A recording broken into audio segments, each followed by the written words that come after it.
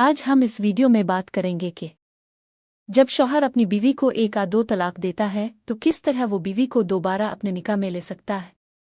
اسلامی طلاق کے بعد رجوع کا مسئلہ بہت اہم ہے اور اس کا حل قرآن و حدیث میں واضح طور پر دیا گیا ہے۔ تو آئیے جانتے ہیں کہ اسلام میں ایک یا دو طلاق کے بعد شوہر رجوع کیسے کر سکتا ہے۔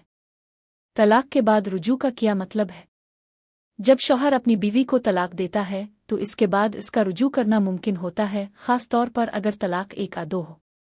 رجوع کا مطلب ہے کہ شوہر اپنی بیوی کو دوبارہ اپنے نکاح میں لے آتا ہے اور اس کے لیے عدت کا دورانیہ بھی ضروری ہوتا ہے۔ ایک عدت کا دورانیہ کیا ہے؟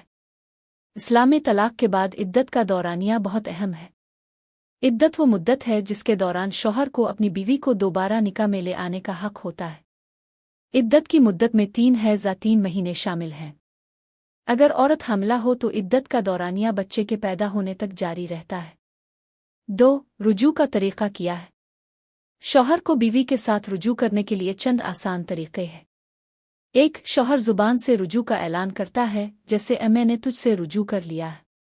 2 پھر عملی طور پر تعلق قائم کر کے رجوع کرتا ہے۔ رجوع کا مطلب یہ نہیں کہ شوہر کو نیا نکاح مہر دینا ضروری ہے، صرف عدت کے دوران رجوع کرنا ضروری ہے۔